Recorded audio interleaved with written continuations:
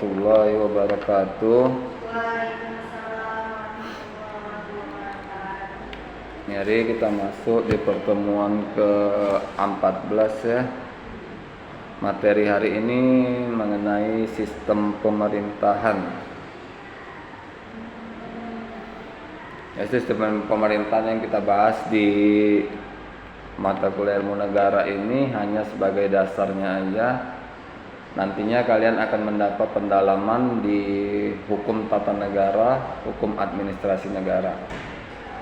Ya, kalau di tahun semalam saya dapat mata kuliah di hukum internasional. Ya, di internasional pun nanti ada tentang sistem pemerintahan di seluruh negara. Karena di di tahun lalu saya ngajarin internasional, itu saya juga membahas seluruh negara. Ya.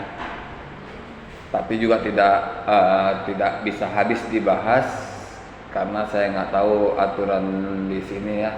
Hukum internasional itu mereka kasih cuman 2 SKS.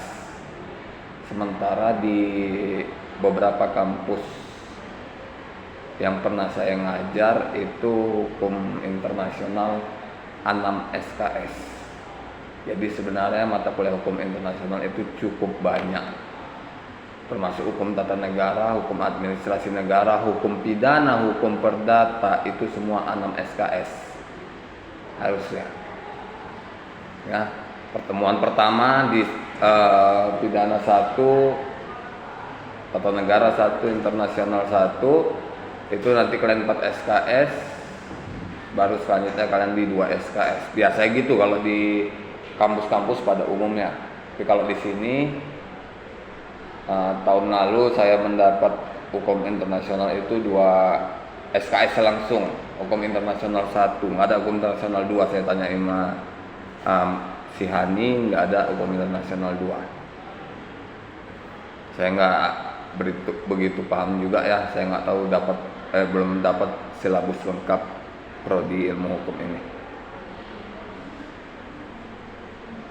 Jadi nanti kalau memang dalam materi kuliah kalian ternyata melihat berita atau koran yang kalian nggak ngerti padahal mata kuliah sudah kalian lewati, kalian bertanya sama dosen. Karena bukan dosennya tidak menjelaskan, tapi karena keterbatasan waktu. Ya, dari 6 SKS dipangkas jadi 2 SKS. Kalau 6 SKS berarti seharusnya itu 32 atau 40 pertemuan.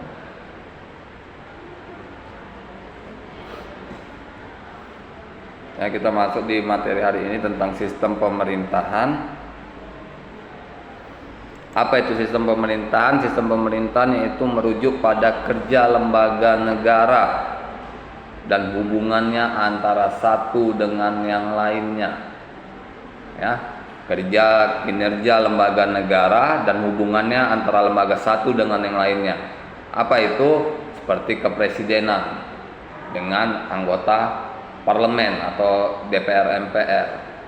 Apa kinerjanya? Ya, apa pula hubungan kerjanya? Ya, itu ada di dalam kalau di mata kuliah Pancasila seharusnya sudah ada itu. Saya nggak jelaskan itu.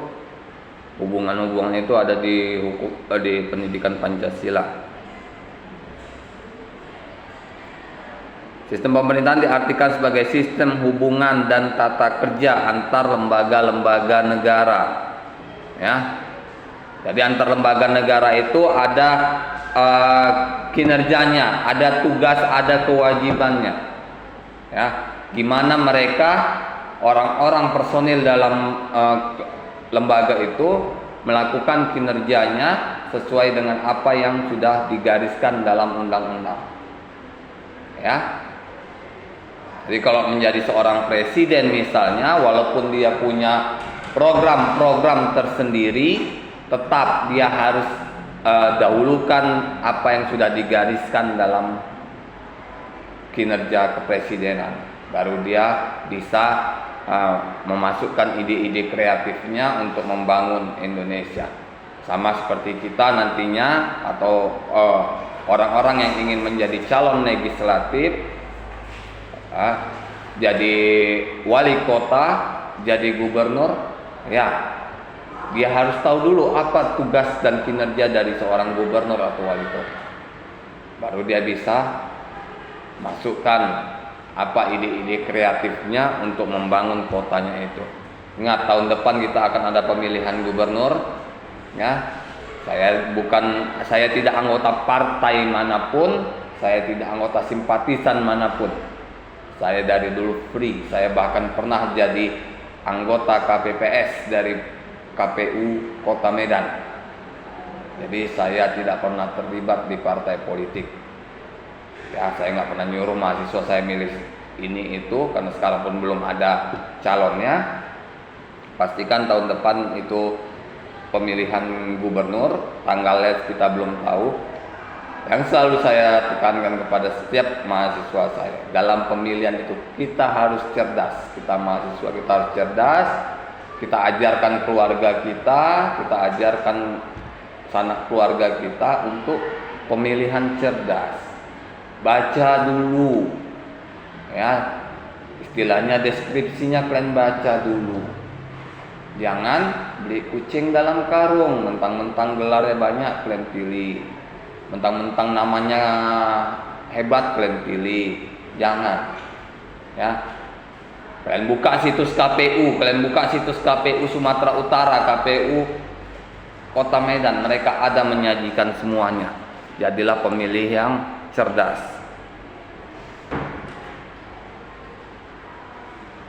Ya, ditinjau dari hukum tata negara, sistem pemerintahan menggambarkan hubungan antara legislatif dan lembaga eksekutif.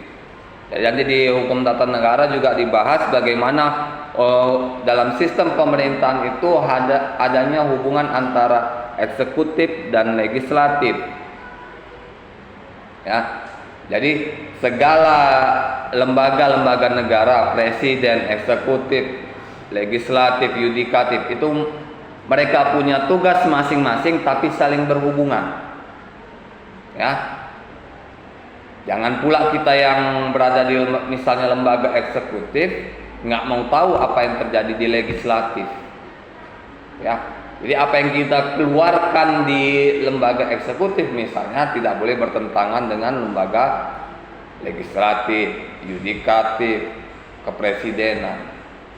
Karena kalau terjadi pertentangan akan terjadi lama. Ya, lama. Jadi nanti ada penolakan di sini, revisi, penolakan, revisi. Ya, jadi makanya kalau mereka yang duduk itu di anggota-anggota dewan pasti sudah paham dengan hal itu untuk meminimalisirkan waktu, apalagi terhadap putusan-putusan yang memang butuh waktu cepat dalam penyelesaiannya. Kita lihat pendapat Sri Sumantri bahwa sistem pemerintahan merupakan hubungan kekuasaan, wewenang dan fungsi antara dua organ negara ataupun pemerintah secara timbal balik. Ya, jadi hubungannya itu harus secara timbal balik. Ada keuntungan, ada kerugian di antara masing-masing lembaga itu. Ya. Jadi kalau kerjasama itu harus timbal balik. Kalau kalian nanti pun dalam melakukan kerjasama, misalnya dalam kerjaan, harus ada hubungan timbal baliknya. Jangan kalian mau tahu untung saja. Ya, kawan kalian yang joinan malah rugi terus. Itu nggak boleh, nggak sehat. Kalau memang untung sama-sama, kalau memang rugi ya rugi sama-sama. Ya. Itu makanya saya juga diajarkan oleh dosen saya, sekarang guru besar di Unpri, Profesor Roswita Sitompul, bahwa kalau kita membangun usaha itu jangan sama saudara. Ya.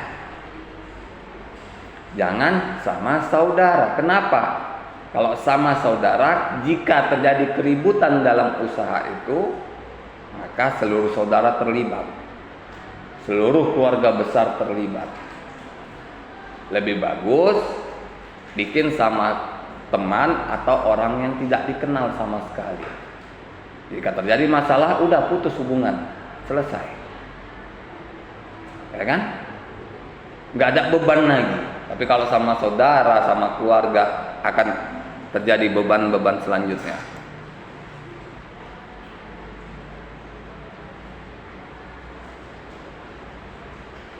Ya, dalam perspektif ini kecenderungan teoritis pada akhirnya merujuk pada dua model sistem pemerintahan yang satu sama lain bersifat ekstrim, yaitu presidensial dan parlementer. Inilah yang banyak diterapkan di negara-negara saat sekarang ini. Sistem presidensial yaitu sistem yang dikepalai oleh seorang presiden, ya, seperti Indonesia. Ini presidensial. Presiden sebagai kepala tertingginya, kepala negara dan kepala pemerintahannya. Ya. Negara yang kedua itu sistem parlementer. Ya, parlementer berarti perdana menteri, kerajaan. Ya. Ya, jadi sistem politik dan sistem pemerintahannya mengandung variasi tertentu ketika dipraktekkan dalam satu negara.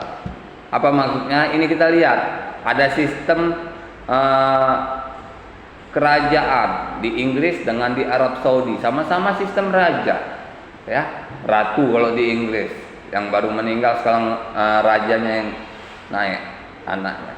Tapi lihat, aturannya berbeda, ya. Jadi kalau dari sistem parlementer ini, kerajaan ini pasti tidak ada kesamaan, ya, karena tergantung apa? Tergantung yang memimpinnya, tergantung orang yang duduk di pimpinan tertinggi. Karena sistem parlementer ini, sistem kerajaan ini, dia lebih kepada sistem keturunan, pasti nggak jauh-jauh. Ya, kalau dari Arab Saudi itu sistem kerajaan tuh, lihat tuh anak keturunannya, anak cucunya yang duduk. Ya, Inggris ini yang baru meninggal pun anaknya yang duduk. Ya, Ratu Elizabeth yang baru meninggal, anaknya yang duduk. Tapi kalau kita lihat dari sistem presidensial, ini juga berbeda. Ya. Berbeda antara satu negara dengan negara lain yang sama-sama memakai sistem presidensial. Kenapa berbeda?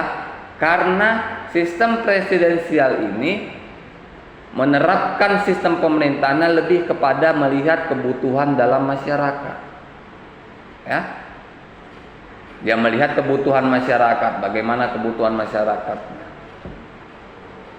Nggak usah jauh-jauh kita keluar negeri. Yang di Medan dengan di Jawa saja, Sumatera dengan di Jawa saja, kebutuhannya sudah beda. Ya, nggak sama. Apa kebutuhannya? Mungkin kita di sini sudah aman semua pendidikan. Di Jawa masih ada yang belum. Ya, yang di daerah-daerah pedalamannya, di daerah-daerah desanya. Misalnya seperti itu, atau bantuan sosial, ya, beda-beda tingkat kemiskinan pun berbeda setiap daerahnya. Jadi dari tingkat kemiskinan ini program bantuan dari pemerintah itu harus berbeda, ya. Apalagi yang dilihat pemerintah itu dari program pembangunannya. Mana kota yang dari bagian wilayah negaranya itu yang butuh penanganan cepat, sedang, dan lamban, ya. Seperti yang lalu, cepat itu di daerah Sutomo. Jalan Sutomo itu yang panjang dari Simpang Jepara sampai Krakatau, ya. Dulu itu banyak kali lubang-lubang, ya. Bapak Presiden Jokowi turun, lewat jalan situ dilihat ada lubang-lubang, mobilnya goyang-goyang, suruh kerjakan. Nggak layak lagi. Memang dulu nggak layak. Jadi dikerjakan itu tidak semua jalan Sutomo itu Ya, itu lebih kepada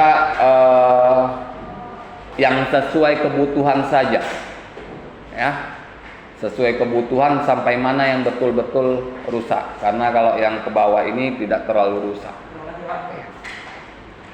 Itulah kalau dia di mana dalam menangani suatu permasalahan, lihat bentuk permasalahannya, ya, apa yang terjadi, apa yang perlu ditangani.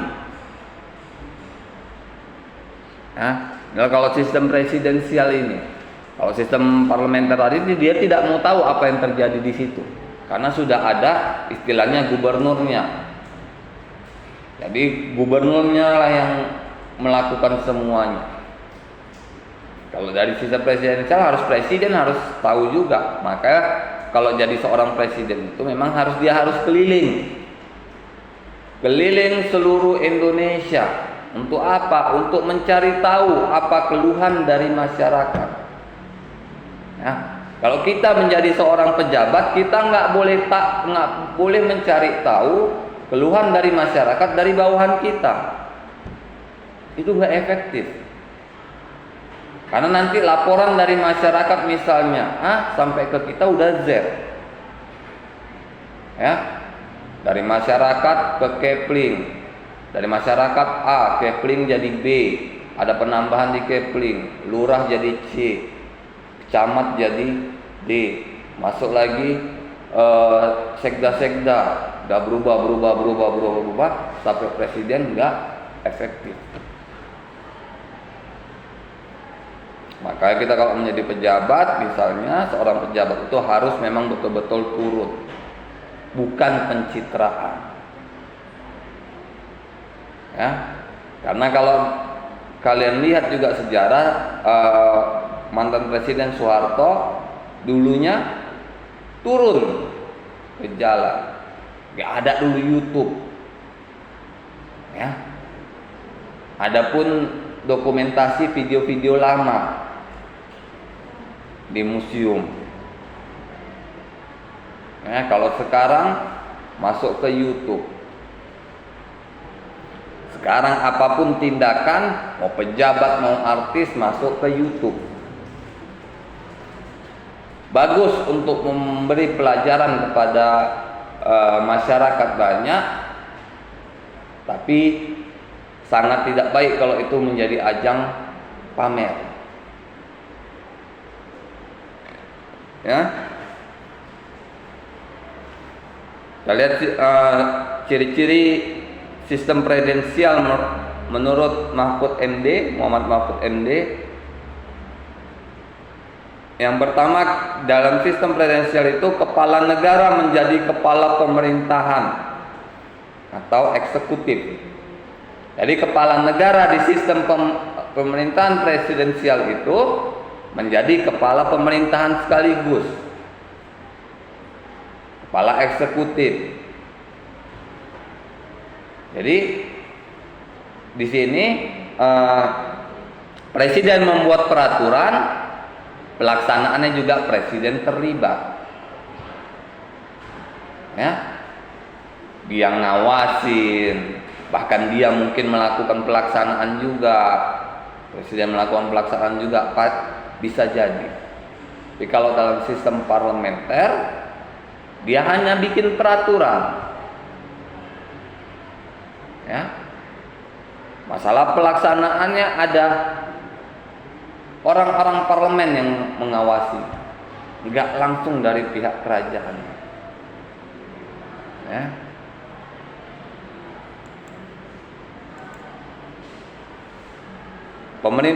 Yang kedua, pemerintah tidak bertanggung jawab kepada parlemen.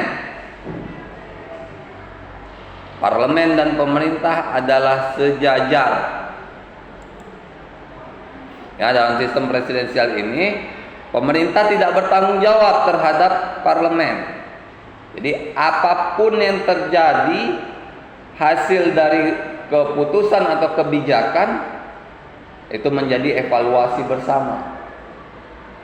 Ya, nggak ada tuduh-tuduhan salah si A, salah si B. Ya, kalau kalian nanti bekerja jangan pernah untuk memenangkan diri sendiri menyalahkan orang lain. Ya, walaupun orang melakukan hal itu kepada kita, ya udah, kita nggak usah melawannya. Ya, sangat tidak sehat jika kalian bekerja, ingin naik jabatan, ingin naik pekerjaan, harus menjatuhkan orang lain.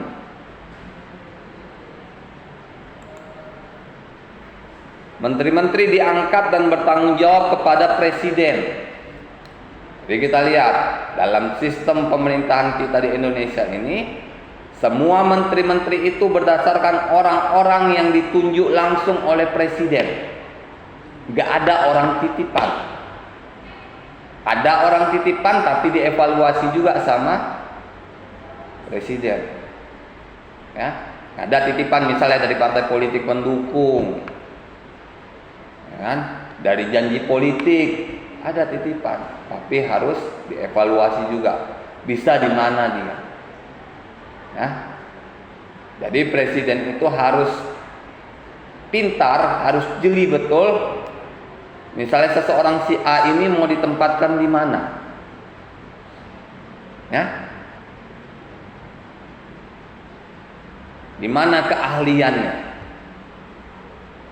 Karena keahlian seseorang tidak harus sesuai dengan apa pendidikannya.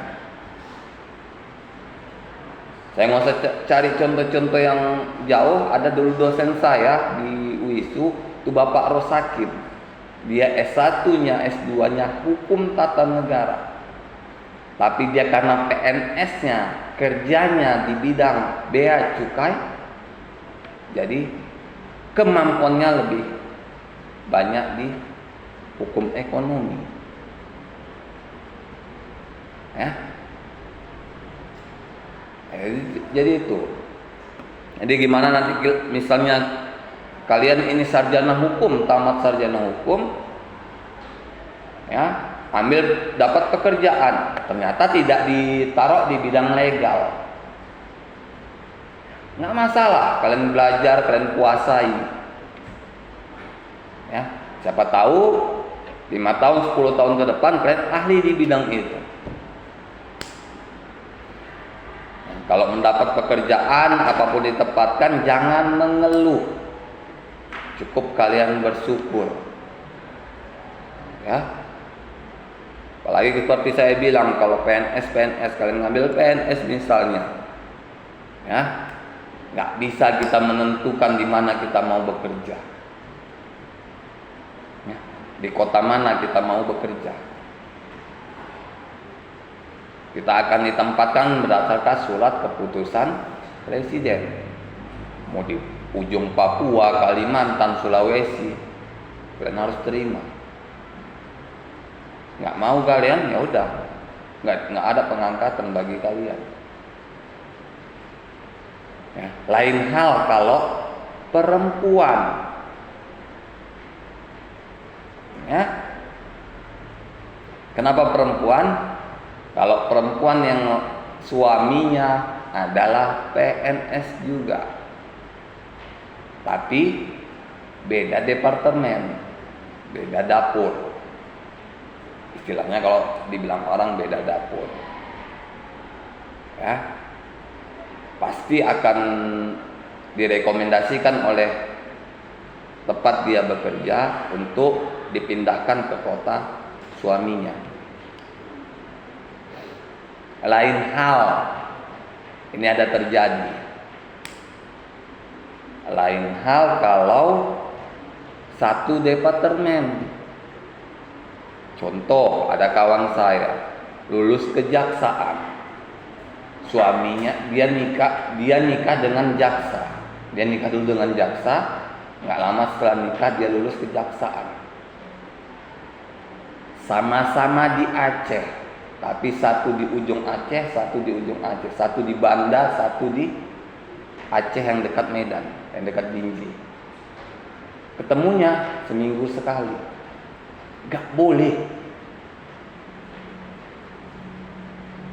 Ya, kalau plan punya suami atau kalian punya istri, yang laki-laki punya istri, satu kerjaan, satu kantor kalian PNS, minimal yang satu harus mundur atau bersedia ditempatkan di luar dari kota itu. Ini memang kejadian.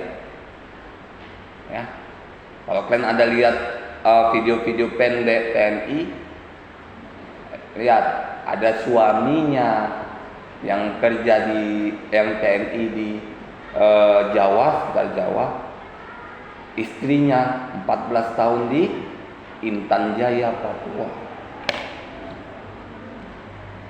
Ya, memang nggak boleh setahu saya. Saya nggak tahu aturan pastinya seperti apa, tapi saya melihat dari kenyataan di lapangan. Ya, jangan nanti kalian senang kali, jadi kalian tamat S1, coba kepolisian, lulus polisi misalnya, dapat istri juga, suami istri atau suami polisi. Ya, hati-hati, kalian harus berpisah kota. Atau yang istrinya mundur karena suami kepala keluarga, kalau memang mau satu kota. Kalau memang masih mau sama-sama berkarir, ya siap-siap. Misalnya satu di Medan, satu di Aceh, ketemu seminggu sekali, Sabtu Minggu. Itu pun kalau nggak ada tugas, karena polisi nggak ada tanggal merah. Nah, polisi, tentara tidak ada tanggal merah. Tanggal merahnya hanya hari raya. Hari raya itu sudah hak kewajiban mereka.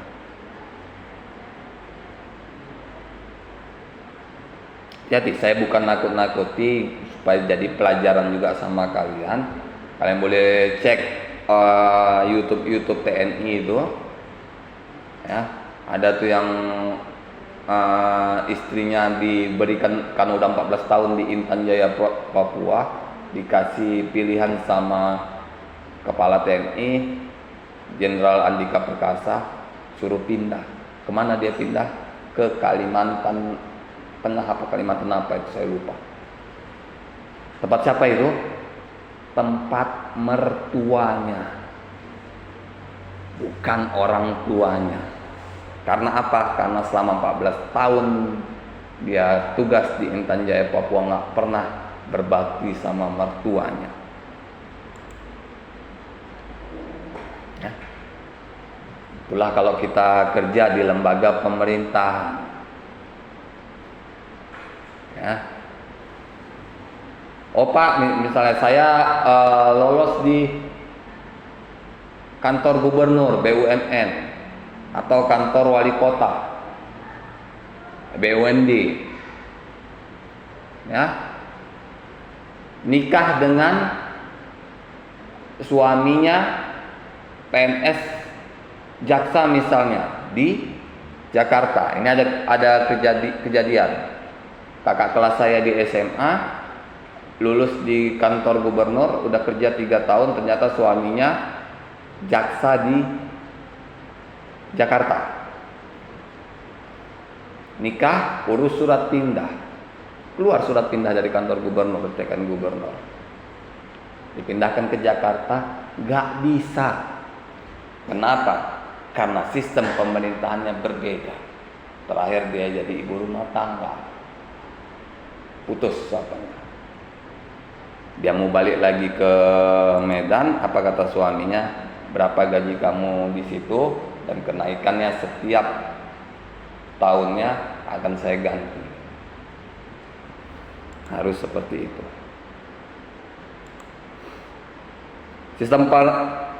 Kalau kita lihat tadi sistem pemerintahan presidensial, ini sistem pemerintahan parlementer. Mengandung ciri-ciri kepala negara tidak berkedudukan sebagai kepala pemerintahan. Ia lebih bersifat simbol nasional atau pemersatu bangsa.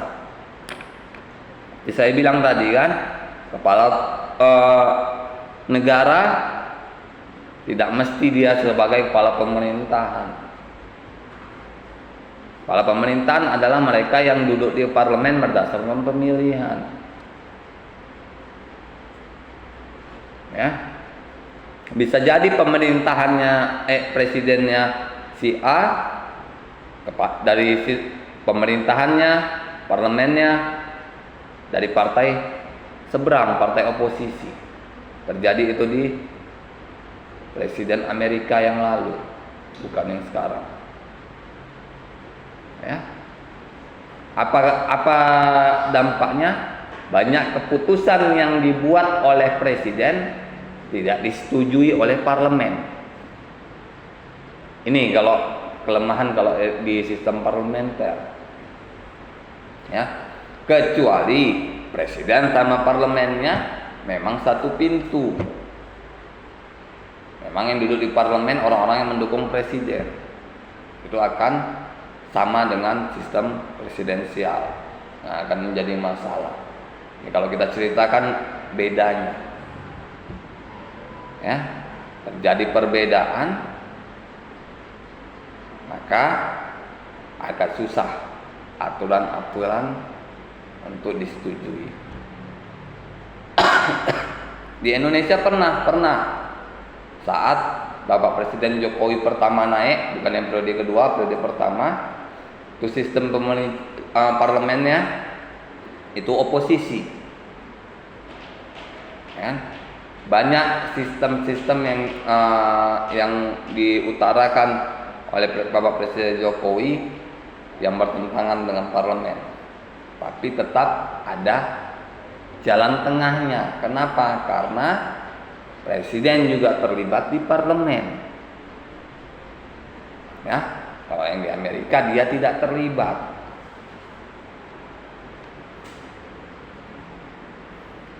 Yang kedua, pemerintahan dilakukan oleh sebuah kabinet yang dipimpin oleh seorang perdana menteri.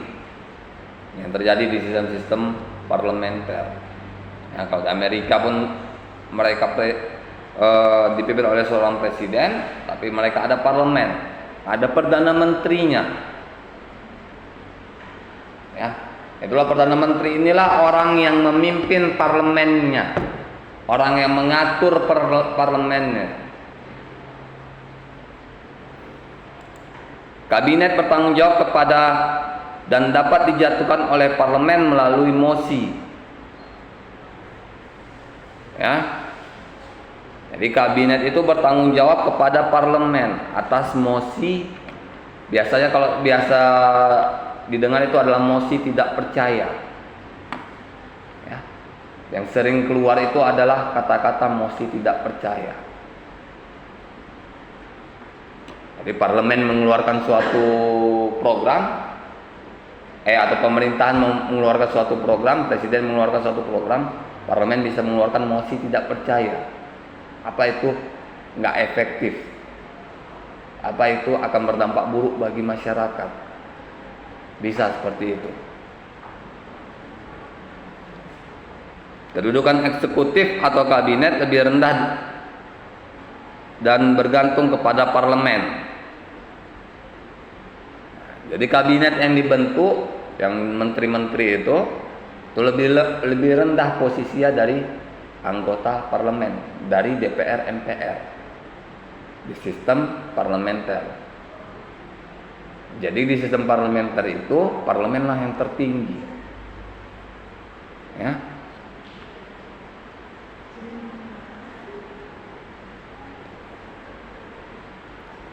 Jadi dari hal ini kabinet dapat meminta kepada kepala negara untuk membubarkan parlemen dengan alasan yang sangat kuat sehingga parlemen dinilai tidak representatif. Ya. Jadi kalau terjadi hal-hal seperti itu, kabinet juga bisa meminta kepada presiden untuk membubarkan parlemen. Ya, dan satu-satunya kalau udah nggak sejalan lagi, maka harus diadakan pembubaran parlemen. Apa dampaknya?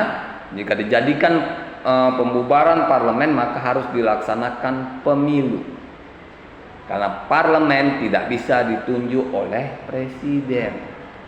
Di sistem parlementer, parlemen harus dipilih, tidak ditunjuk.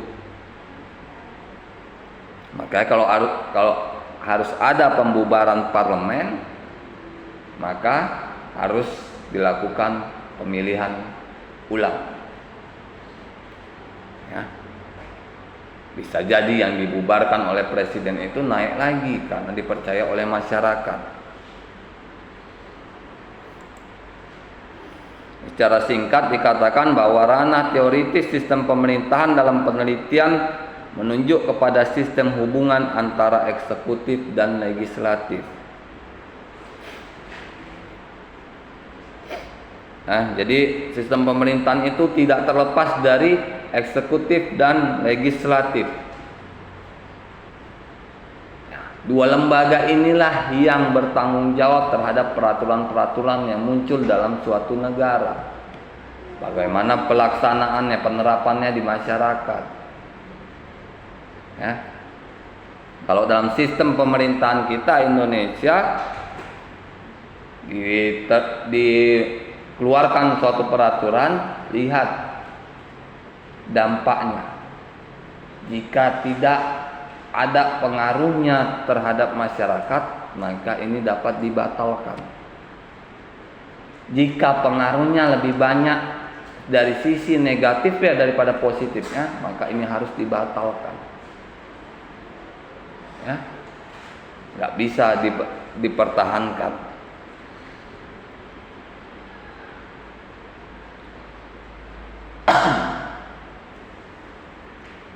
Pemerintahan demokrasi dengan sistem parlementer ditandai oleh hubungan yang erat antara eksekutif dan parlemen. Ya, pemerintahan demokrasi dalam sistem parlementer itu harus ada hubungan kuat ya antara eksekutif dengan parlemen. Ya, antara lembaga eksekutif yang dibentuk oleh presiden dengan parlemen yang dipilih oleh masyarakat. Itu baru dia sejalan. Jika tidak, maka tidak akan bisa maju, tidak akan bisa jalan program-program yang akan hendak diterapkan. Maka kalau sudah terjadi seperti itu, ya, lihat presiden pasti hanya satu periode, karena enggak sejalan. Dengan tidak sejalan, masyarakat pun tidak percaya lagi. Jalan satu-satunya ya bubarkan presidennya, ganti presidennya. Ya. Di Amerika yang baru pemilihan semalam itu.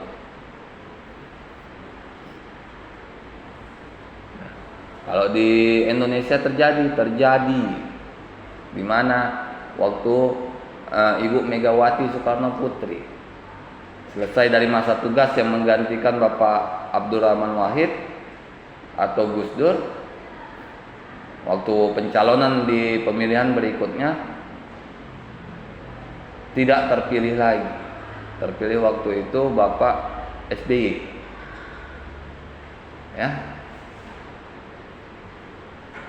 Jadi kalau ingin menjadi presiden di wilayah negara Indonesia pun harus ada kepercayaan dari masyarakat. Ya. Sama kalau kalian ingin jadi anggota legislatif, anggota DPR atau DPRD, atau wali kota atau gubernur, maka harus munculkan kepercayaan dari masyarakat. Ya. Kalau kalian nggak punya kepercayaan dari masyarakat, maka ya kalian macam jual iklan saja, jual obat. Ya ini bapak ini, ibu ini, tamatan ini, prestasinya ini, kinerjanya ini. Ya, macam jual obat. Sementara masyarakat nggak kenal dengan orangnya. Ya, kita cuma bisa paparkan ya kelebihan-kelebihannya.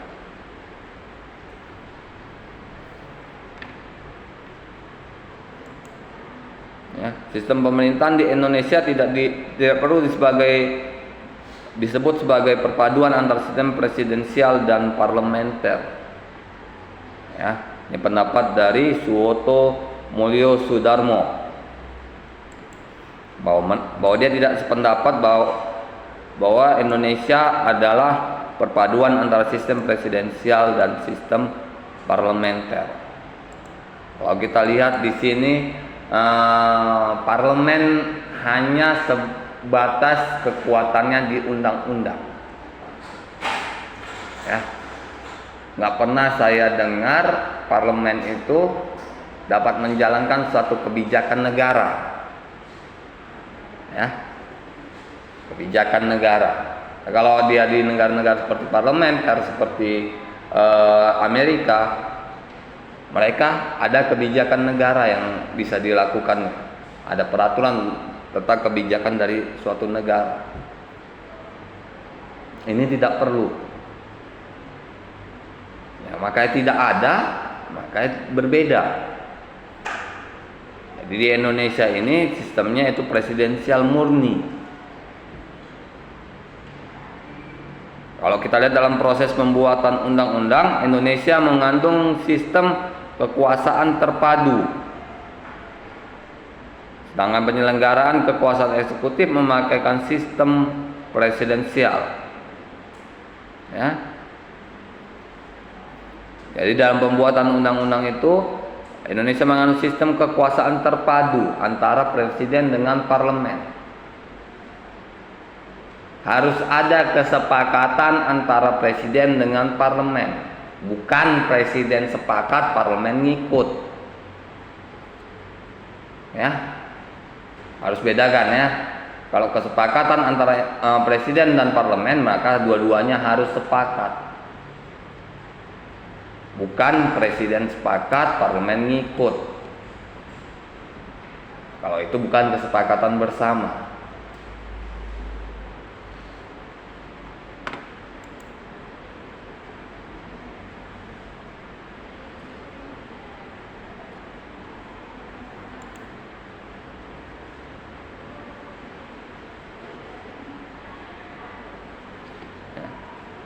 Parlementer dalam konsep yang berkembang sejak abad 19 merupakan pelaksanaan dari representative government dan merupakan lembaga yang berwenang untuk menentukan undang-undang yang berlaku dalam masyarakat. Ya, jadi parlementer ini dimanapun dia, sistem presidensial, sistem parlementer, tetap dia bertanggung jawab terhadap berlakunya suatu undang-undang. Ya, karena jika undang-undang ini nanti yang keluar ada masalah atau ada gugatan, yang dipertanyakan adalah parlemennya, bukan presidennya. Ya. Kenapa? Karena presiden sendiri, parlemen rame-rame, ada 100 orang lebih. Ya. Maka kalau terjadi satu kesalahan terhadap penerapan suatu undang-undang, maka yang diminta pertanggungjawaban pertama itu adalah parlemen. Kenapa mereka menyetujuinya?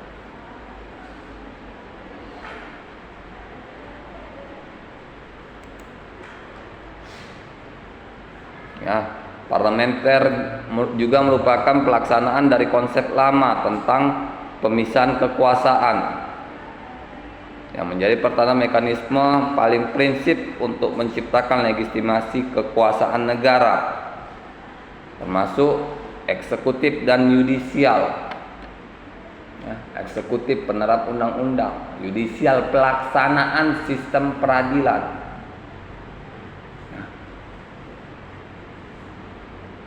Ini harus presiden dan parlementer juga harus melihat dari pelaksanaan sistem yudisial ini. Ya, karena parlemen ini kalau kita lihat dia juga selain pembuat undang-undang, dia juga mengawasi berlakunya suatu undang-undang. Ya.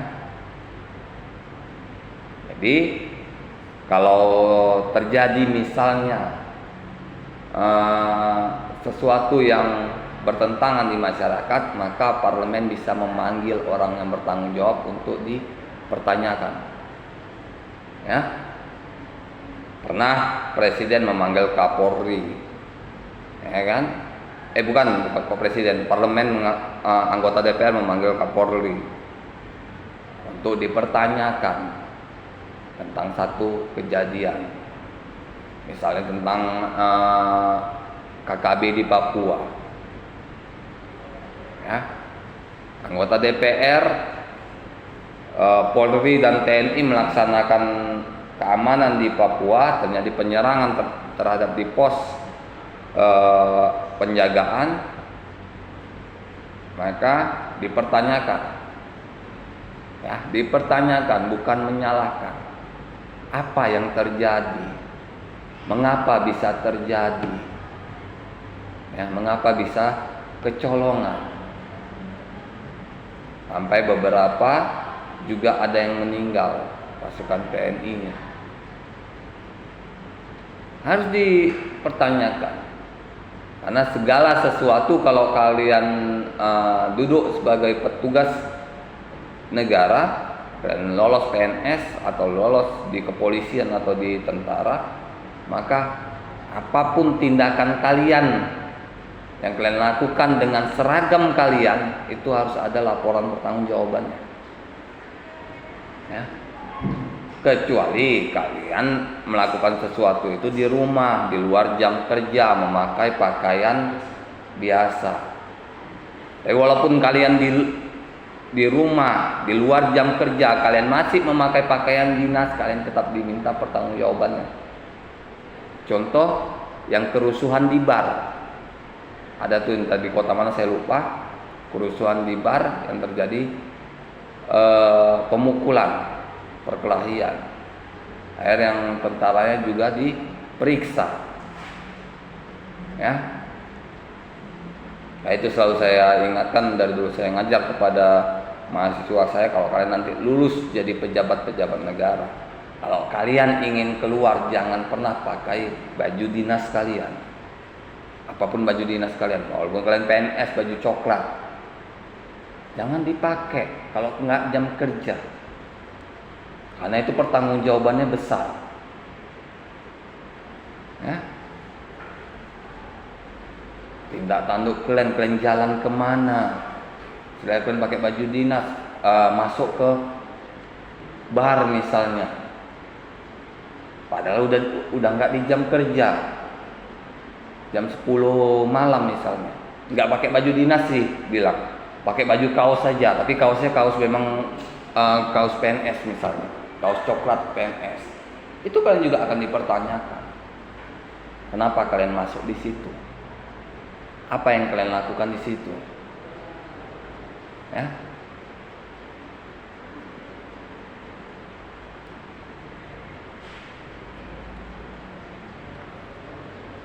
Kalau di Eropa Tengah dan Timur, referensi parlementer dilaksanakan yang pertama pada gelombang transisi politik periode 1922 dan 1989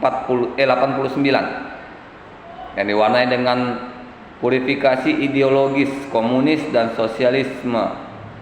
Pilihan parlementisme lebih mengemuka. Jadi kalau di sistem di Eropa pada masa lalu itu sistem pemikir lebih banyak. Karena kalau kita lihat di beberapa buku-buku kita, filsafat misalnya, kalau kalian nanti ada pelajaran filsafat ilmu misalnya, itu banyak para pemikir itu dari Eropa dan Amerika, dari benua Amerika. Ya. Dari sistem ideologi dan komunis itu bagaimana kaitannya dengan sistem parlementer yang berlaku dalam suatu negara. Ya, apakah bisa masuk ideologi-ideologi tersebut atau tidak? Itu tergantung dari sistem masyarakatnya. Kalau kita cerita nggak bisa gitu, bisa bilang di sini bisa masuk, kita bisa juga bisa bilang tidak. Jadi kita lihat sistemnya. Bagaimana sistemnya itu dapat berlaku dari masyarakat.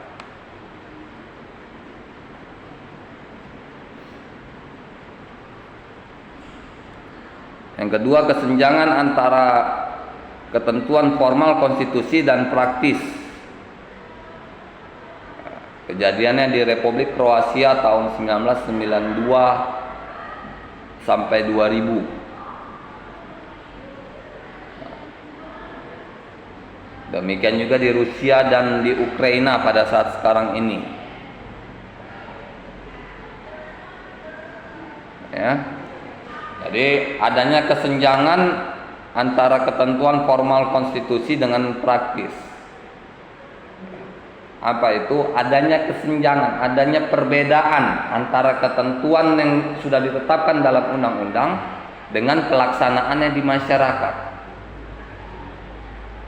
Ya, itu bisa terjadi. Ya, kalau terjadi seperti itu harus cepat direvisi.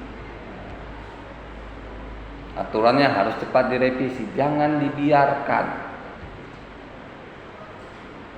Nggak usah jauh-jauh dari sistem negara. Kalau kalian nanti kerja di suatu perusahaan, kalian jadi pimpinannya, ya, kalian bikin suatu peraturan terhadap karyawan kalian. Jika terjadi keributan di antara karyawan kalian, maka harus cepat direvisi peraturan yang kalian buat. Berarti ada yang salah di aturannya itu. Ya, jangan nggak peduli.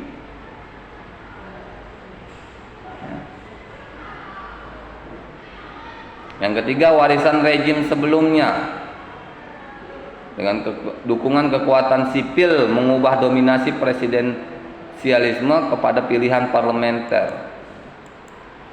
Ya, jadi kalau yang ketiga ini lebih kepada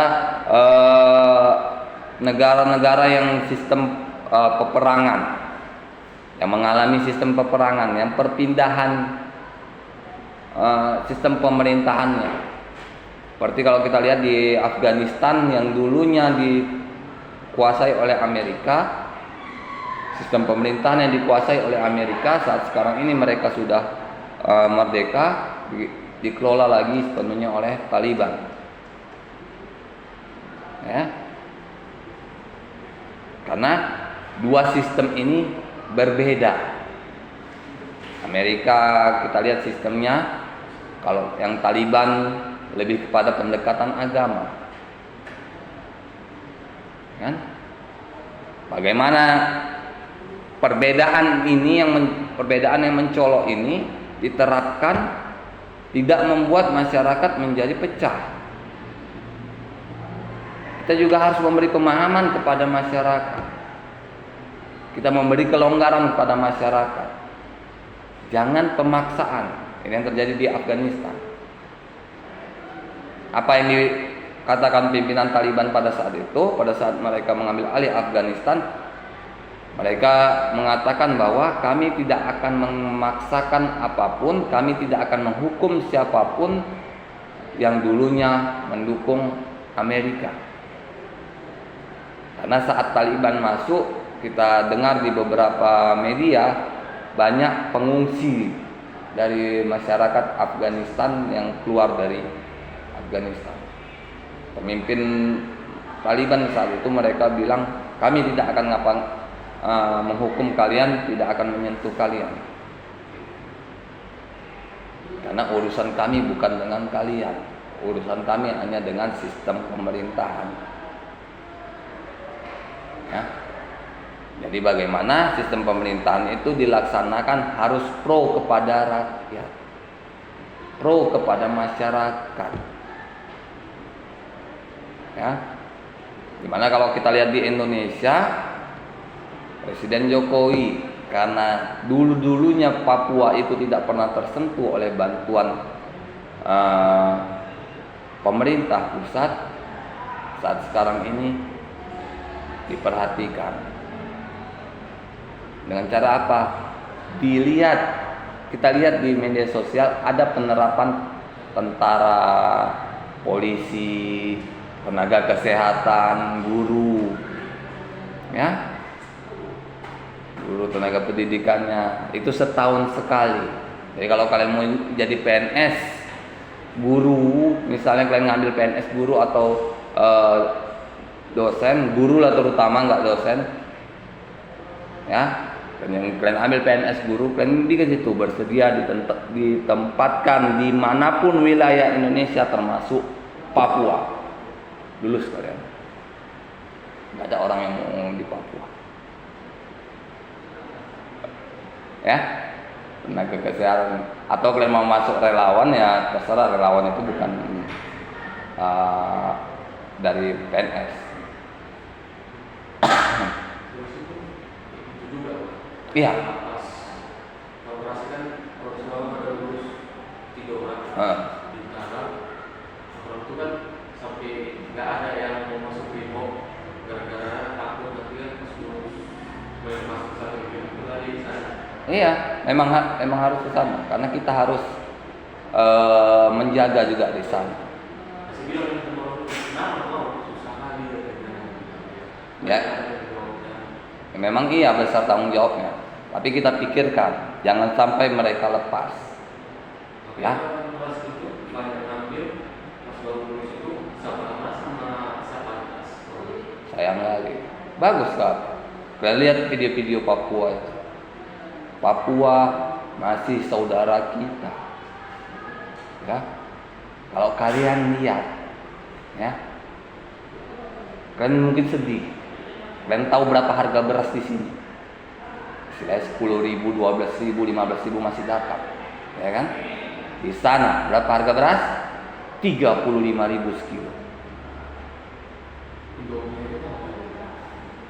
Indomie kita bisa beli di sini 2.000, 3.000. Di sana 10.000 satu biji. Ya.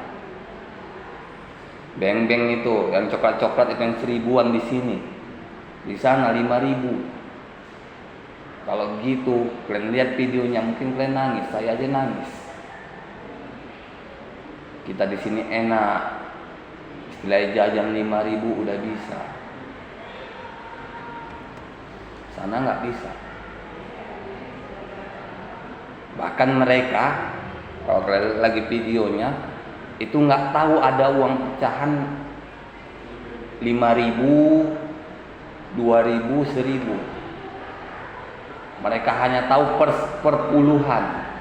10.000, 20, 50, 100. Karena dikasih uang 2.000, mereka nggak ngerti mau diapakan uang ini. Bukan nggak tahu mereka itu ada uang itu, tapi nggak ngerti. Karena nggak bisa dibelanjakan, nggak ada yang harganya 2.000 di sana. Itu kalau hasil itu sebenarnya media ini kalau tutup Pak. Sebenarnya kalau ini sebenarnya dibongkar, para TNI dan polisi bisa banyak bermacam. Iya. Ini kan ditutup-tutupi. Itu memang bagus juga kalau ditutupi itu, supaya apa? Supaya nggak ada yang takut ke sana. Karena memang mereka di sana butuh bantuan. Kenapa di sana harga makanan bisa jadi mahal? Padahal pengirimannya bisa dari Sulawesi yang harganya masih stabil, ya. Dari Sulawesi bisa tuh jalan ke Papua, dari Kalimantan bisa juga, bisa jalan darat. Tapi ini makanan nggak bisa melalui jalan darat. Kenapa? Karena akan ada KKB, makanya jalur udara, makanya jadinya mahal. Bayangkan kalau kalian beli beras 10 kilo 350 kilo 350.000. Di sini kita 350.000, kita bisa dapat satu karung besar yang 30 kilo. Ya kan? Nggak ada arti uang kita yang ada di sini kita bawa ke sana. Di sana akan kembali stabil jika KKB sudah tidak ada. Itu yang mau menghasilkannya. Kenapa itu nggak bisa diselesaikan? Kan kita punya pesawat tempur, kita punya alutsista yang bagus. gini, memang kita punya tentara-tentara yang bagus atau apa, tapi sehebat apapun tentara atau polisi itu dalam berperang, kalau nggak mengenal medan, jangan harap menang, seri pun susah. Ya. Apa Indonesia masih mementingkan HAM juga di sana? Bukan HAM, karena banyak tentara Indonesia atau polisi Indonesia yang tidak berasal dari Papua. Dulunya itu nggak ada yang dari Papua. Jadi kalau memang ada pun 1-2 orang. Jadi kalau misalnya mau perang di Papua sana, harus ada satu pimpinan yang mengenal wilayahnya. Ya. Jika masuk ke hutan ini, apa yang kita hadapi? Hewan buas apa yang ada di sana? Ya, apa yang kita lalui? Sungai, danau atau apa? Itu harus tahu. Makanya sejak awal Pak Jokowi itu banyak tentara-tentara yang diterima dari Papua. Supaya apa? Supaya nanti 10-20 tahun yang akan datang mereka jadi kepala. Mereka akan memimpin pembebasan di Papua. Ada juga bilang itu memikirkan karena Papua saudara kita gitu Pak. Iya, memang. Kalau kita nggak kenal, itu yang saya bilang ini, kalau kita misalnya nggak kenal medan, ya, nggak kenal wilayah, kita nggak tahu di Papua itu mana yang KKB, mana yang orang Papua. Kan nggak mungkin main sembarang tembak. Makanya banyak sekarang tentara itu lebih kepada penjagaan pos saja. Ya, nggak bisa mereka menyerang karena mereka nggak tahu mana yang KKB, mana yang warga. Ya, nanti ditembak rupa-rupanya warga, nggak ditembak rupanya nembak balik KKB dia. Serba salah kan? Itu makanya yang bisa memimpin, ini menurut pendapat saya rasa yang bisa memimpin penyerangan ke sana harusnya ada 2 atau 3 orang yang menjadi pemimpin pasukan yang orang asli Papua, dan pasukannya minimal ada 10% orang Papua. Karena mereka yang mengerti hutan mereka yang mengerti sungai mereka. Ya. Dari Papua yang akhir Iya. Nah, jadi kan untuk sekarang ini, itulah makanya saya bilang untuk sekarang ini kan mereka masih prajurit. Ya. Tunggu 5-10 tahun yang akan datang saat mereka menjadi kepala, mereka bisa ditugaskan ke sana. Pimpin pasukan untuk melakukan pembebasan. Karena kalau kita kenal di wilayah Indonesia ini, misalnya di kota Medan lah, nggak usah di Indonesia, ini banyak jalan-jalan darat. Ya, kalian mau kemana aja jalan darat bisa. Kalian mau ke Binjai, mau ke Aceh, jalan darat bisa. Pekanbaru, Lampung, Bengkulu, semua kalian bisa jalan darat. Kalau di sana ada satu kampung, ya, di Intan Jaya, Papua sana, yang hanya bisa dijangkau dengan helikopter. Karena dia harus melewati sungai dan kampungnya berada di belakang gunung. Makanya kita nggak tahu di mana komunitas-komunitas atau perkumpulan adat itu. Ya. Mana yang dokter relawan itu yang meninggal di Papua, dia kan di pedalaman. Saat dia terjadi serangan, saya nggak tahu serangan jantung atau apa itu, saat dia terjadi serangan terhadap kesehatannya, helikopter kesehatan baru berangkat pulang. Ya, saat dihubungi butuh waktu juga untuk balik ke situ. Dan satu lagi hasil mau tanya, orang tuh dapat Australia. Dan lagi siapa? Aku Australia. Australia yang Australia masuk. saat sekarang ini Australia itulah yang menyebabkan Timur Leste pecah. Ya. Australia lah yang menjamin jika Timur Leste merdeka, mereka bantu. Maka Timor Leste merdeka. Kenapa? Karena Australia menganggap Indonesia terlalu besar. Ya, jika Australia ingin melakukan pengembangan usahanya, ya pariwisata atau apa, itu akan banyak terkena ke Indonesia. Makanya dimintanya jadi merdeka di bawah kendali dia. Timor Leste masih di bawah kendali Australia. Jadi kalau mereka ingin melakukan pengembangan wisata nggak ada masalah, karena Timor Leste berada di bawah mereka.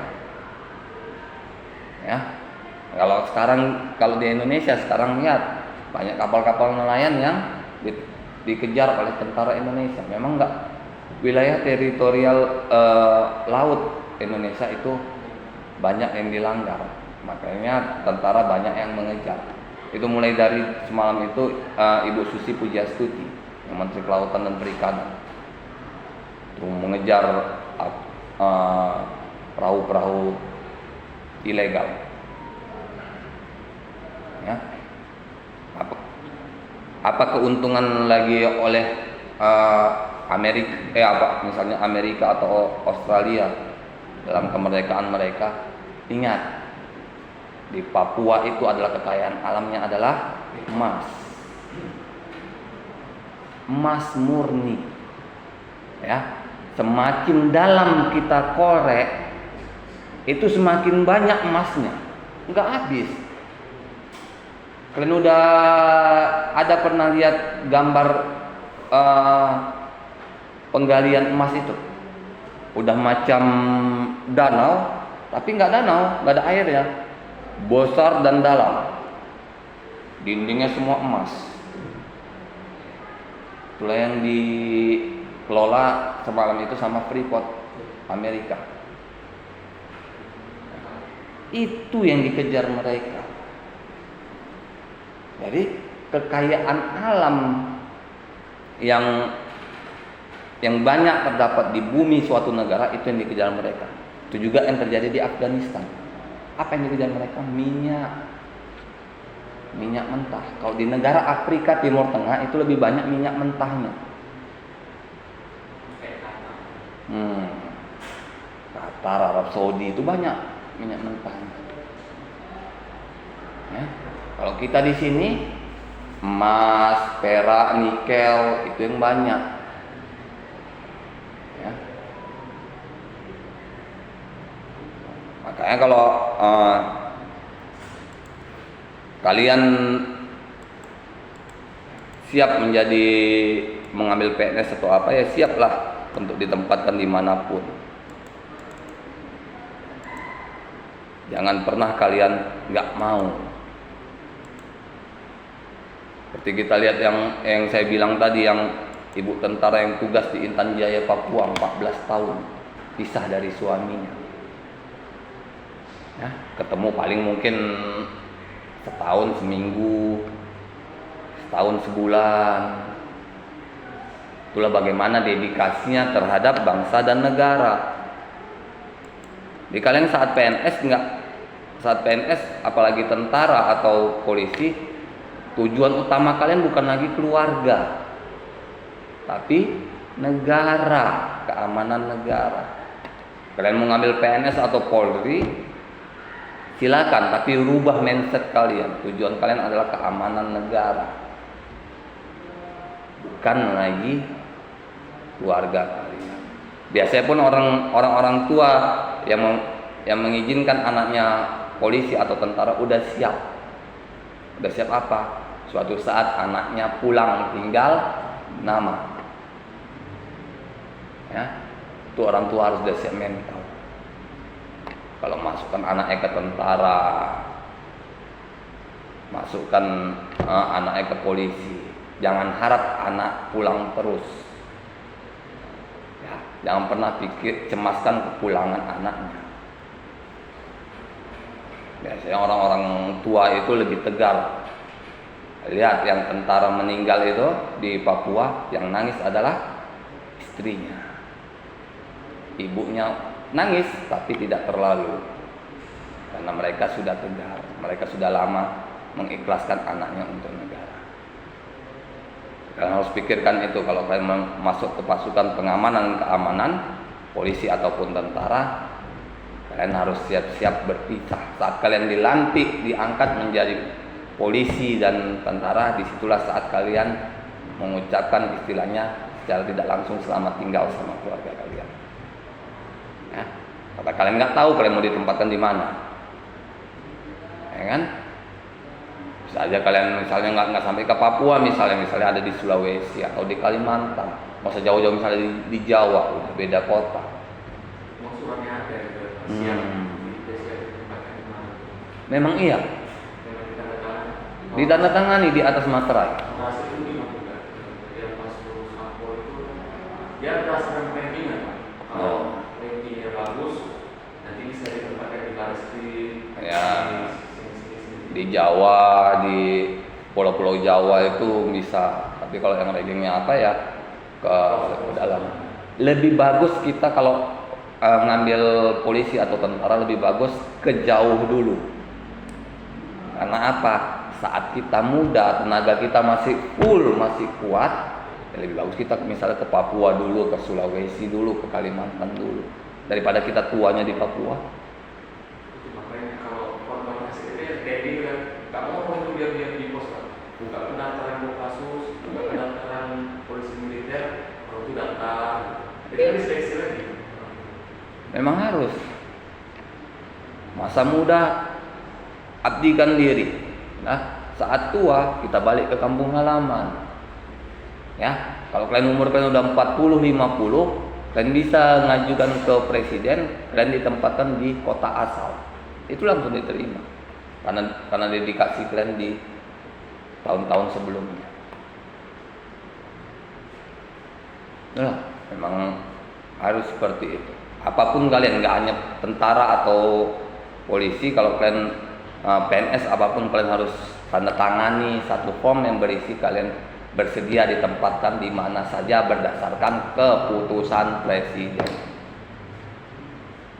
Siapa yang buat? Presiden langsung tidak, presiden hanya nanda tangani. Yang buat adalah misalnya Mendagri, kota mana yang membutuhkan tenaga kalian, ya. Kecuali kalian ngambil CPNS ya, BUMN, BUMD, ya. Misalnya kalian ngambil CPNS di kantor gubernur atau kantor wali kota, ya sampai kalian pensiunnya di situ saja, di kantor gubernur atau kantor wali kota. Jalan satu-satunya supaya kalian bisa pindah ya kalian cari kantor gubernur atau wali kota yang sama atau setara dengan asal kita. Kalau nggak sama, kalau beda pasti nggak akan apa. Kecuali kalian pindahnya ke sistem pemerintahan yang di bawah kita, di bawah kota Medan. Nah, situ kalian bisa. Kalau di atas ya kalian nggak bisa masuk. Itulah pertemuan hari ini. Lebih dan kurang saya mohon maaf.